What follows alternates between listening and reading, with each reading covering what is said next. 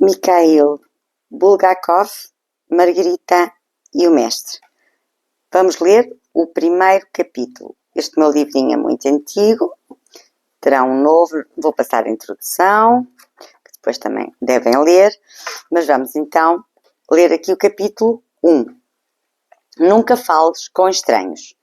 Ao pôr do sol, num dia quente de primavera, 2 cidadãos apareceram no parque do Lago do Patriarca. Um deles, de cerca de 40 anos, com um fato cinzento de verão, era baixo, entroncado, de cabelos escuros e quase calvo. Levava na mão um respeitável chapéu de abas largas e o seu rosto, cuidadosamente barbeado, estava adornado com um par de óculos de aros pretos descomunalmente grandes. O outro era um jovem de ombros largos, cabelos ruivos e hirsutos emaranhados e enriçados, com um boné de xadrez puxado para a nuca, uma camisa de vaqueiro aos quadrados, calças brancas amarrotadas e sapatos de ténis pretos.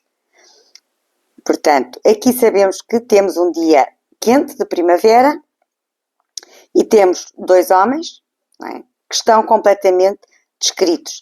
Atenção a esta descrição, porque é muito importante, como também às vezes Saramago usava, para depois conseguirmos identificar as personagens, que às vezes são muitas. Aqui também temos 2 histórias e várias camadas, muitas coisas entroncadas, e depois às vezes podemos lembrar apenas porque ele tinha um boné de xadrez. É muito importante estas descrições.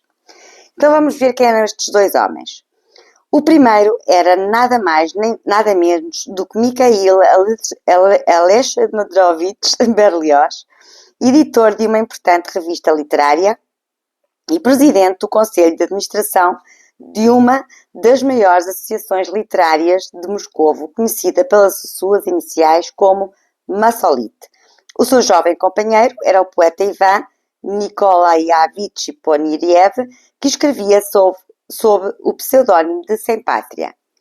Estes 2 homens que chegam então ao Lago do Patriarca são uns homens de letras, não é? É o Berlioz, que é editor de uma revista literária, é também o presidente da Massolit, que é uma associação literária, também vai ser muito importante, aliás, é tudo muito importante. E o jovem companheiro era o poeta Ivan, que tinha o pseudónimo de Sem Pátria. Então, chegados à sombra das tílias, que se cobriam agora de folhas, os 2 homens de letras avançaram a passos largos para o quiosque pintado de cores vivas, onde se lia cerveja e refrescos.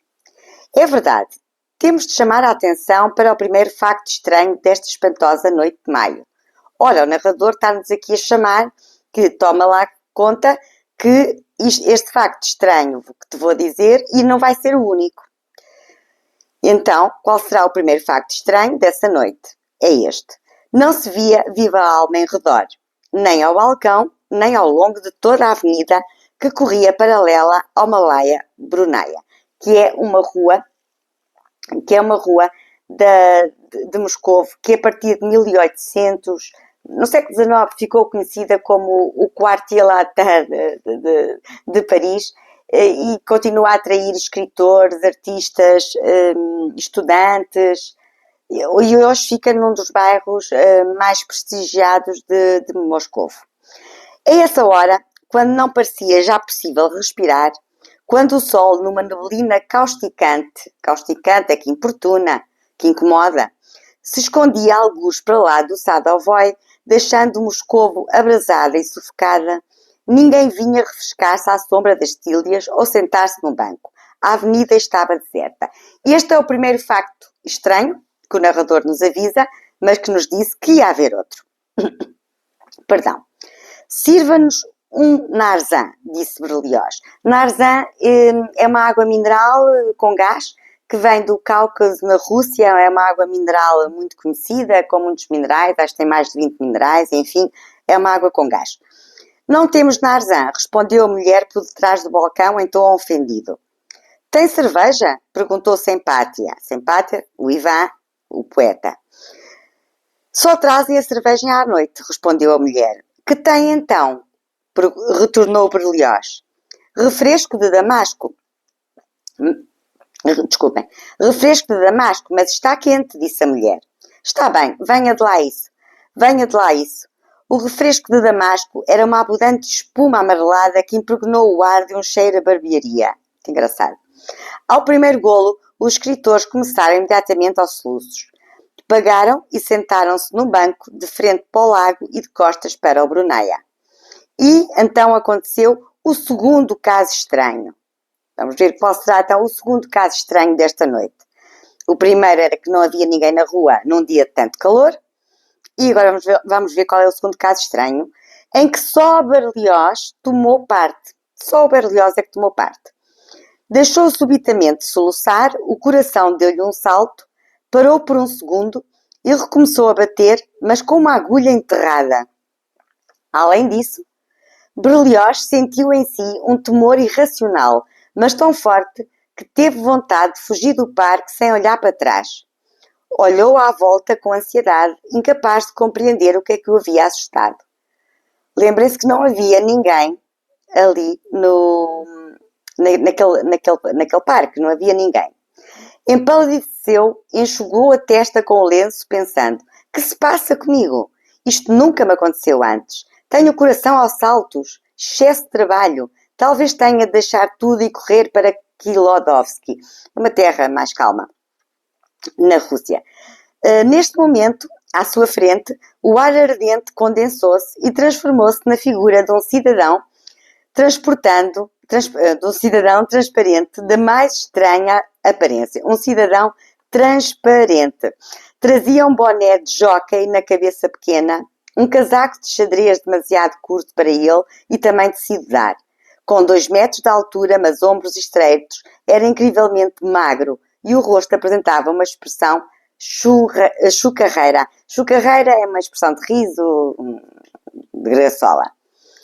A vida que Berlioz levara até esse momento não o preparara para fenómenos extraordinários. Empalidecendo ainda mais, olhava de olhos esbugalhados e pensava consternado. Não, pode ser. Mas era.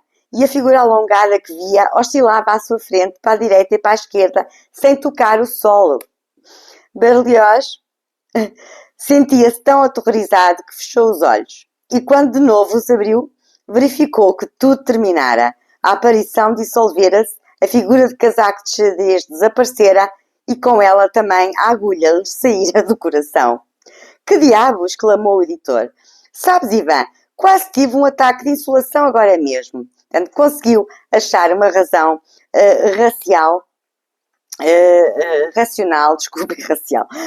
uma questão racional para o que lhe tinha acontecido. Foi como que uma espécie de alucinação. Tentou sorrir, mas a ansiedade ainda lhe pairava no olhar e as mãos tremiam-lhe. Contudo, recompôs-se gradualmente, abanou-se com o lenço e dizendo com vivacidade: ora bem, e continuou a conversa interrompida pelo refresco de Damasco. Essa conversa soubemos-lo depois, diz-nos também o narrador, que também não sabia antes.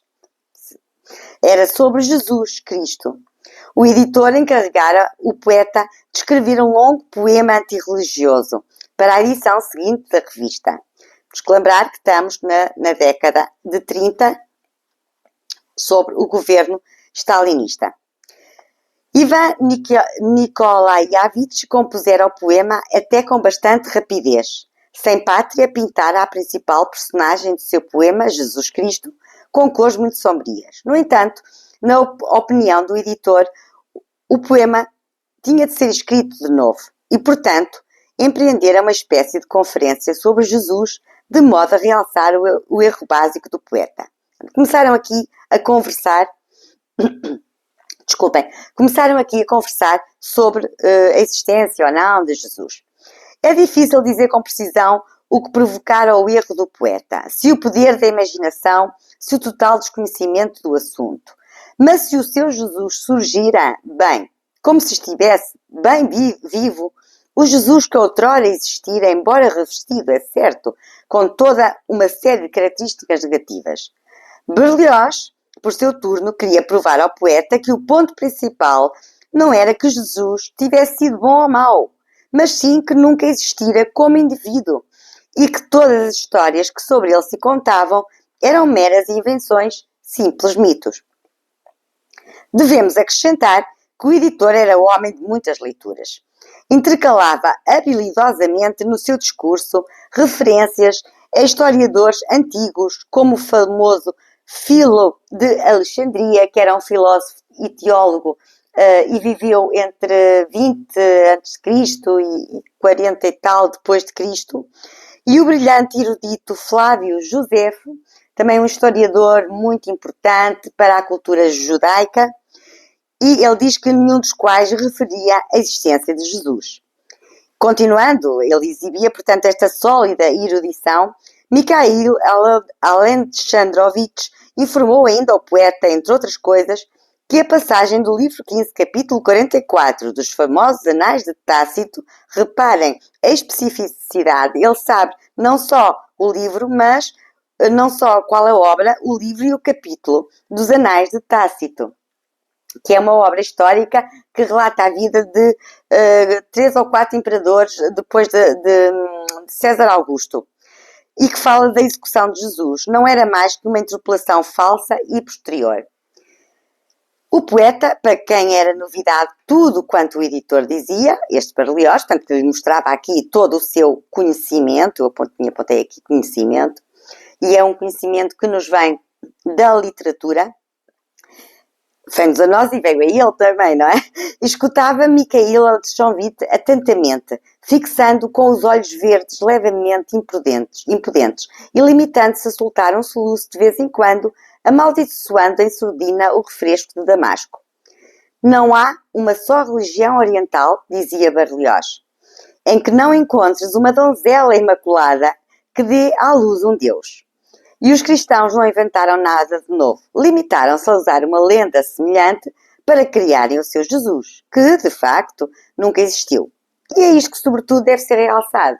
Por isso ele queria que o poeta alterasse o poema para ser inserto na revista, porque dava a entender que Jesus tinha existido e, como é óbvio, para Berlioz, e para esta altura Jesus nunca teria existido. E era isto que, sobretudo, deve ser realçado. A voz de tenor de Berlioz ecoava na avenida deserta, e enquanto se embrenhava mais e mais em selvas em que só um homem altamente educado se pode aventurar sem correr o risco de quebrar o pescoço, achei muito engraçado esta frase, porque compara o conhecimento, não é? Um homem altamente educado que consegue falar, continuar um discurso coerente sem correr o risco de quebrar o pescoço, que é o que acontece a muita gente, não é? Que fala sem saber. O poeta aprendia cada vez mais factos apaixonantes e úteis sobre o Osíris egípcio, o deus benfazejo, filho do céu e da terra, e sobre o deus Marduk dos fenícios, e sobre Tamuz, e até sobre o obscuríssimo deus Huitzilopochtli, que outrora foi adorado pelos astecas no México. E no preciso momento em que Mikhail Alexandrovich Berlioz contava ao poeta como os astecas utilizavam massa de pão para fazerem figurinhas do Huitzilopochtli, surgiu o primeiro transeunte na avenida. Temos então aqui a primeira pessoa que aparece naquela avenida. O que Berlioz tinha visto era aquela pessoa que até se levantava do solo, para ele tinha sido uma alucinação, mas agora estava a surgir o primeiro transeunte na avenida. E por hoje vamos ficar por aqui, na minha página 19, que na edição moderna não farei ideia qual é, mas é no capítulo 1. Então, até ao próximo vídeo.